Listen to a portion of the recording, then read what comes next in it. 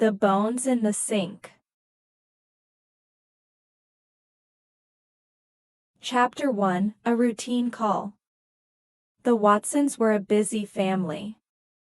Between work, school, and soccer practices, there was little time to handle the day-to-day tasks. That's why, when their kitchen sink had been clogged for days, they didn't think much of it.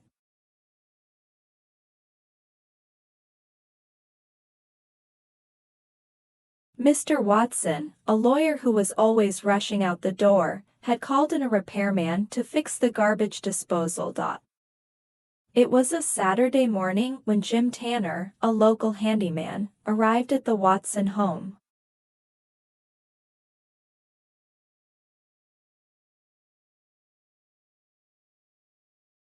Jim had seen it all during his career: leaky pipes, malfunctioning appliances, even the occasional rat stuck in a drain.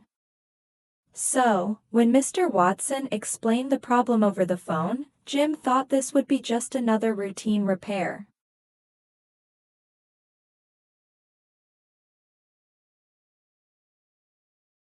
He grabbed his toolbox, put on his work gloves, and headed inside. "Thanks for coming on short notice," Mr. Watson said, ushering Jim into the large, modern kitchen. Mrs. Watson was busy preparing breakfast for their 2 children.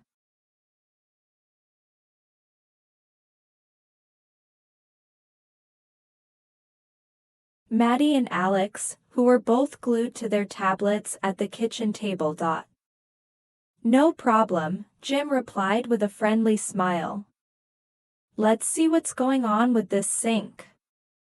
The Watson kitchen was spotless, except for the sink, which was full of dirty water that hadn't drained in days.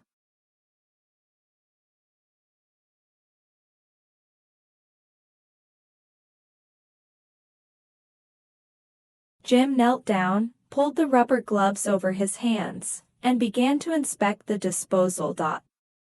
It was a routine call, Jim thought to himself. Just another clogged sink. But as he began to dig deeper into the disposal, he noticed something strange.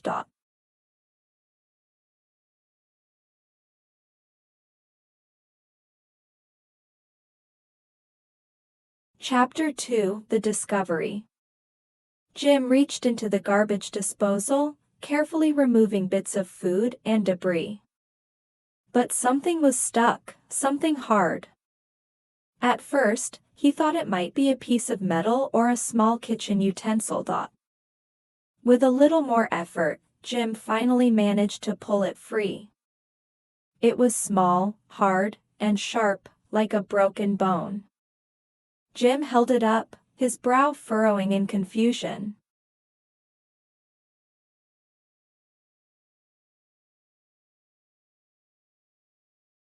He had seen bones before, but this one didn't seem like it came from any animal.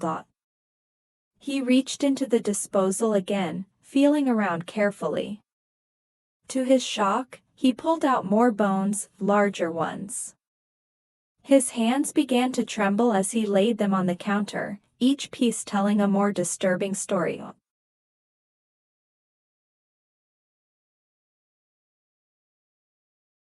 "Mr. Watson?"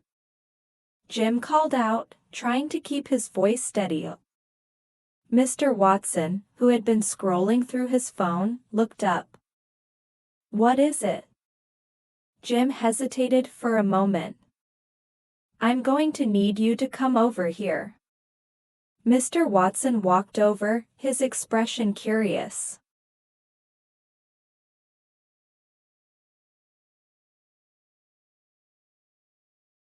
But when his eyes landed on the bones on the counter, his face went pale. "Are those?" "I think these are human bones," Jim said quietly. "We should call the police." Mrs. Watson, who had been cooking at the stove, turned around when she heard the word police.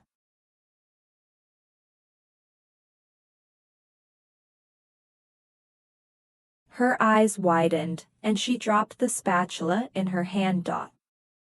Maddie, Alex, go to your rooms, Mrs. Watson said, her voice suddenly sharp. The children looked up, confused, but did as they were told. The air in the room had shifted, and Jim could feel the tension rising.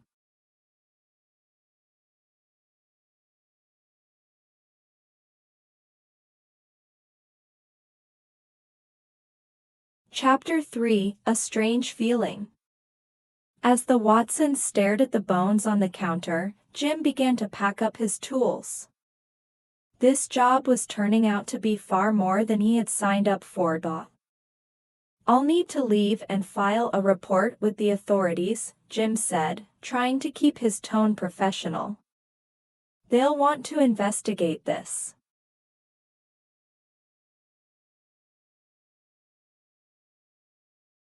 But as he turned to leave, he noticed something strange. Mr. Watson was watching him, his eyes cold and calculating.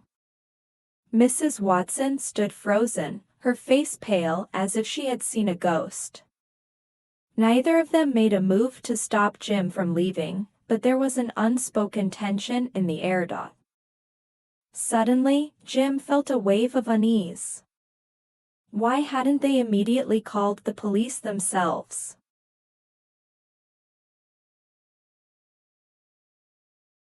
Why were they standing so still, so quiet?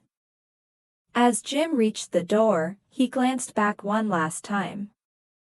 Mr. Watson was now whispering something to his wife, and she gave a subtle nod. Their behavior was strange, too strange. Jim's hand froze on the doorknob. He had been in homes where accidents happened, where strange discoveries were made.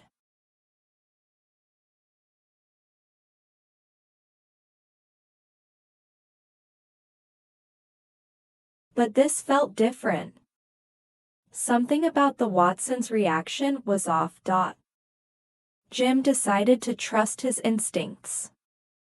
I'll come back with the police, he said quickly and stepped out the door before they could respond.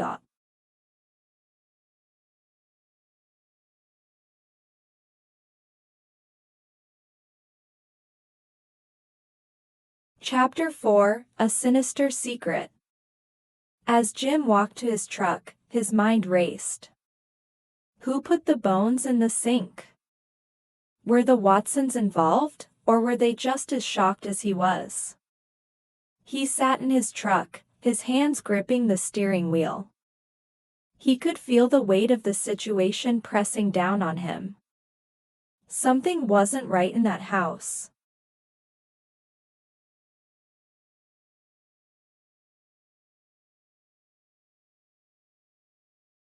Jim pulled out his phone and dialed the local police. Hello, I'm calling from the Watson residence. There's been a disturbing discovery. He gave them the details, his eyes never leaving the house. As he hung up, he noticed movement behind one of the windows.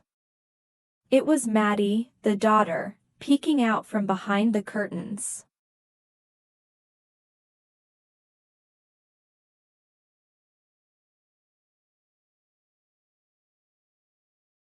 She was watching him closely, her eyes wide with fear. Jim frowned. He had seen that look before. It was the look of someone who knew something but was too scared to say it. The police arrived within minutes. 2 officers, one male and one female, stepped out of their squad car and approached Jim.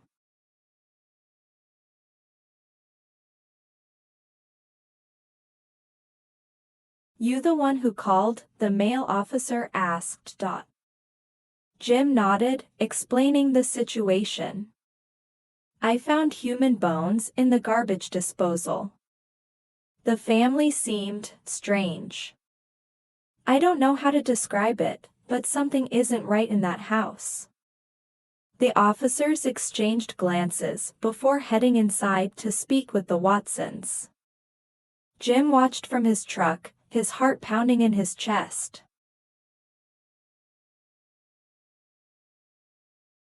Chapter 5: The investigation begins. The police were in the house for nearly an hour, questioning the Watsons and inspecting the kitchen. Jim waited in his truck, feeling more uneasy by the minute. Finally, the female officer came out to speak with him. "We've collected the bones for analysis," she said, her tone professional. "We'll know more once they're examined."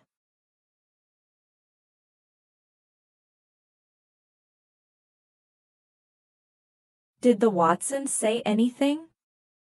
Jim asked, his curiosity getting the best of him. "They were cooperative," the officer replied. "But they seemed nervous. We'll be keeping an eye on them." Jim nodded, though the officer's words didn't ease his concerns. As the police left, Jim couldn't shake the feeling that this was far from over.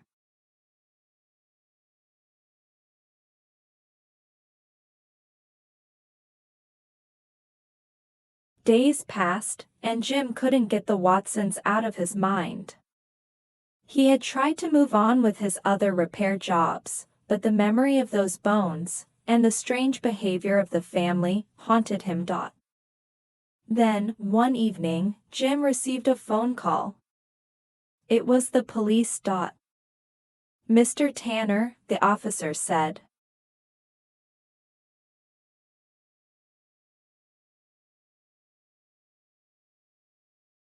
"We've completed the analysis on the bones you found. They were human, but there's more to it than that." Jim's heart skipped a beat. "What do you mean?" "They were from multiple people. Different ages, different genders. We believe there may have been foul play involved."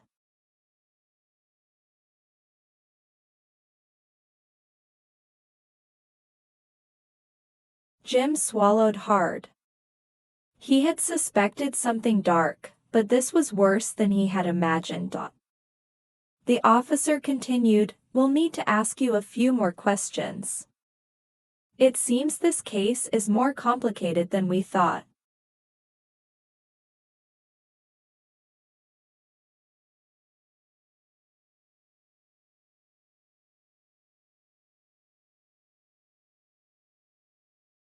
Chapter 6: The Truth Unfolds.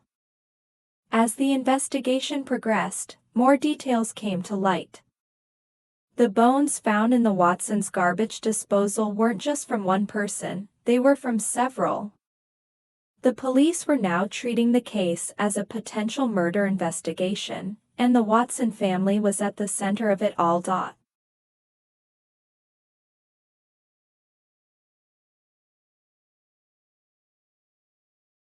Jim found himself dragged further into the mystery as the police interviewed him multiple times. He couldn't shake the feeling that the Watsons were hiding something, but he had no proof, only the strange behavior he had witnessed that day. Then, one night, Jim received an unexpected visitor.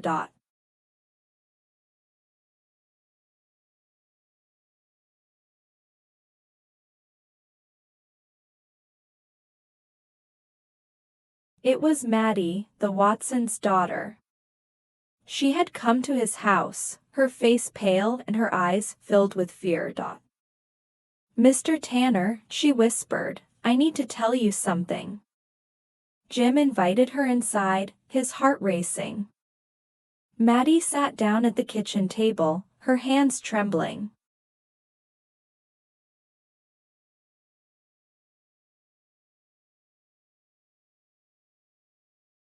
"It's about the bones," she said quietly. "I know where they came from." Jim leaned forward, his eyes locked on hers. "Go on." Maddie took a deep breath. "My parents, they're not who you think they are."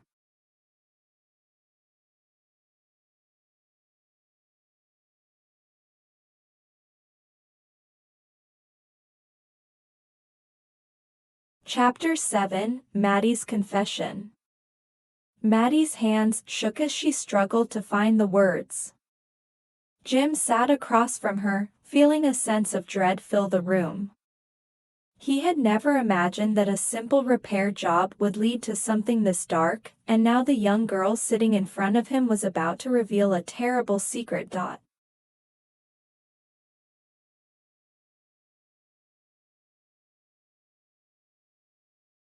My parents, Maddie began, her voice barely above a whisper, have always been different. But I never thought they could do something like this. Jim frowned.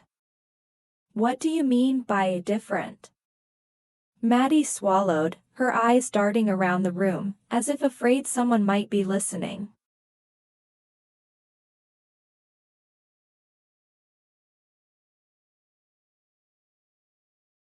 When I was little, I noticed things that didn't make sense. My parents would take long trips late at night, leaving me and Alex alone. They would come back with dirt on their clothes, smelling like they had been in the woods. I didn't think much of it at first. But then I started finding strange things around the house. Jim leaned in closer. What kind of things?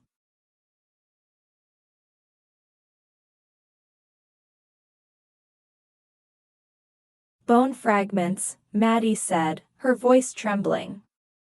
Small pieces, hidden in the basement. At first, I thought they were animal bones, but after what you found in the sink, I realized they were human. Jim felt a chill run down his spine. And you never told anyone? Maddie shook her head, tears welling up in her eyes.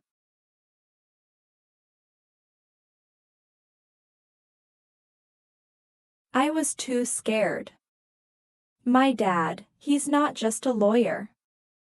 He has connections, powerful ones. I didn't think anyone would believe me. And my mom, she just pretends like nothing is wrong. But I know they've been hiding something. Jim sat back in his chair, processing what Maddie had just told him. This was bigger than he had thought.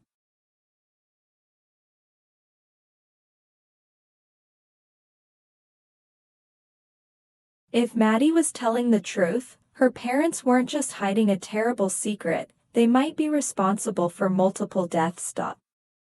You need to go to the police, Jim said finally. They can help you. Maddie shook her head again, more forcefully this time.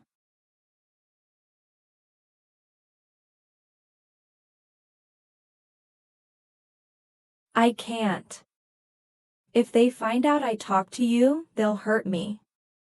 Please, Mr. Tanner, I don't know who else to turn to. Jim's mind raced. He wasn't a detective, and this was far beyond his expertise. But he couldn't just turn Maddie away. She was clearly terrified, and if what she said was true, she was in real danger.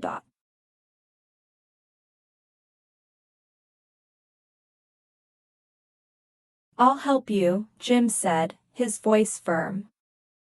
But we have to be smart about this. We can't go straight to the police without proof. Is there anything else you've found? Anything that could show what your parents have been doing? Maddie nodded slowly. There's a shed behind our house. My dad never lets anyone go inside, not even my mom. I think whatever he's hiding is in there.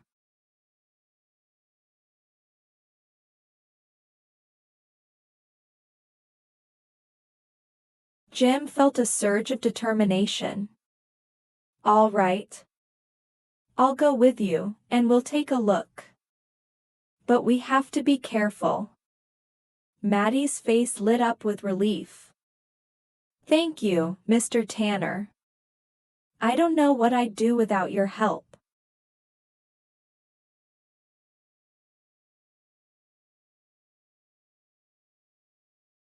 Chapter 8, The Forbidden Shed.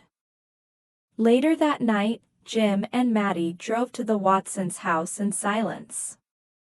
The streets were dark, with only the occasional flicker of streetlights illuminating the road ahead. Jim's hands gripped the steering wheel tightly, his mind racing with thoughts of what they might find. When they arrived, the house was dark and quiet.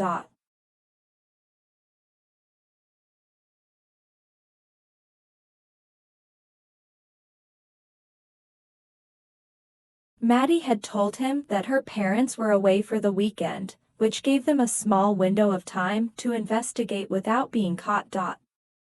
They crept around to the back of the house, where the small shed stood, hidden behind overgrown bushes. Jim could see now why no one would think to check it. It looked abandoned, like it hadn't been used in years.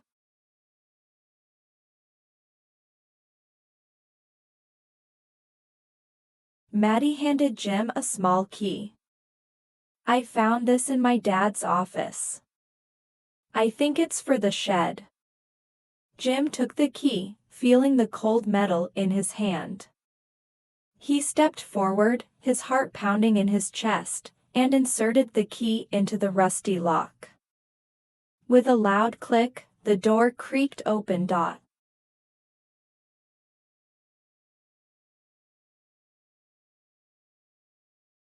The air inside was musty and damp. Jim fumbled for his flashlight, shining it into the darkness. The shed was filled with old tools, gardening supplies, and other forgotten items. But there was something else, something that immediately caught Jim's attention. In the corner of the shed was a large chest, its surface scratched and worn. Jim approached it cautiously, his flashlight trembling in his hand. He knelt down and slowly lifted the lid. What he saw inside made his blood run cold. There, stacked neatly inside the chest, were human bones. Skulls, femurs, ribs, all carefully arranged, as if someone had been collecting them. Jim recoiled in horror, his mind struggling to comprehend what he was seeing. "Maddie, this is..."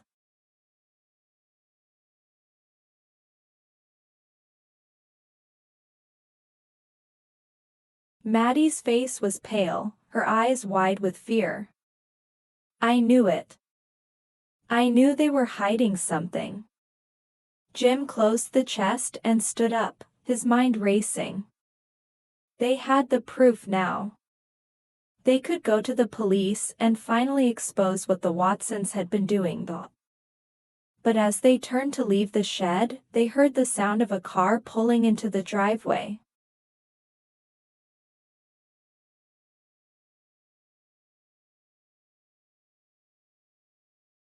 Chapter 9: A Dangerous Confrontation.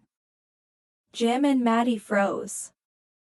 The sound of the car engine cut through the night like a knife. Maddie's face drained of color. "They're back," she whispered, her voice trembling. Jim's heart pounded in his chest. They had been so careful, but now they were trapped.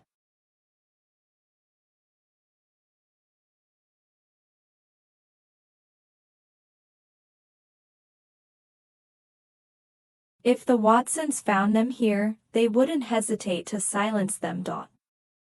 "We have to hide," Jim whispered, grabbing Maddie's arm and pulling her behind a stack of old boxes. They crouched down, holding their breath as they listened. The car door slammed shut, followed by the sound of footsteps approaching the house.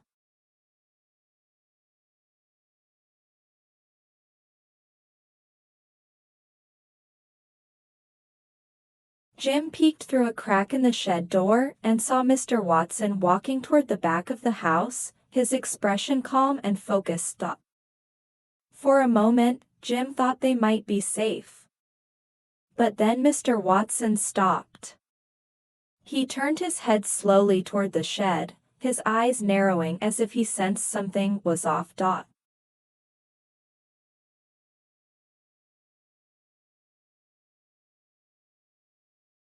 Jim's heart raced. Had he seen them? Had he heard something? Mr. Watson began to walk toward the shed, his footsteps slow and deliberate. Jim felt a wave of panic wash over him. There was no way out, they were trapped. Just as Mr. Watson reached the shed, there was a sudden noise from the house. The front door slammed open, and a voice called out.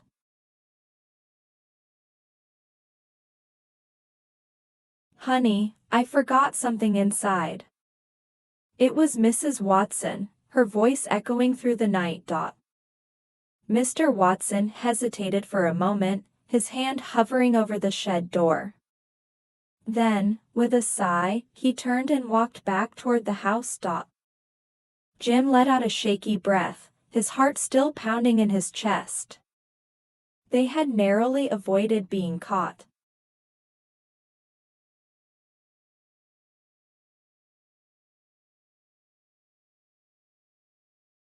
"We need to leave," Maddie whispered, her voice filled with urgency.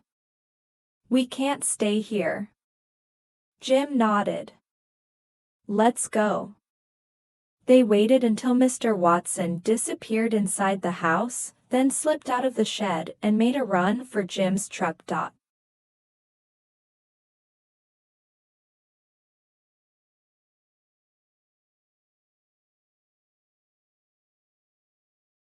Chapter 10: The Final Unraveling. The next morning, Jim and Maddie went straight to the police, bringing the key piece of evidence they had discovered in the shed. This time, there was no turning back. The police launched a full investigation, and within days, the truth about the Watsons came to light.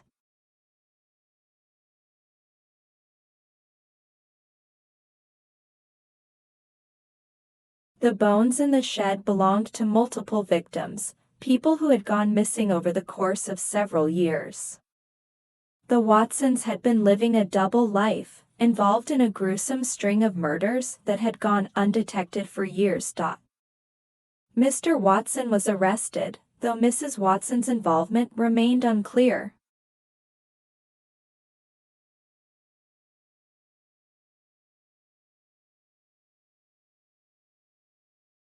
As the case unfolded, it became clear that Maddie had been right all along. Her parents had been hiding something dark and terrible. Jim watched from the sidelines as the investigation continued, feeling a mixture of relief and horror. He had never expected to be caught up in something like this, but in the end, his instincts had been right.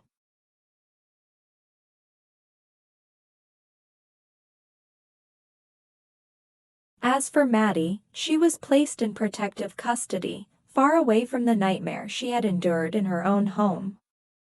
She had been brave to come forward, and Jim knew that, despite everything, she had a chance at a new life. But for Jim, the experience left a lasting mark. He had entered the Watsons' home as a simple repairman, but he left having uncovered a dark and twisted mystery that would haunt him for years to come.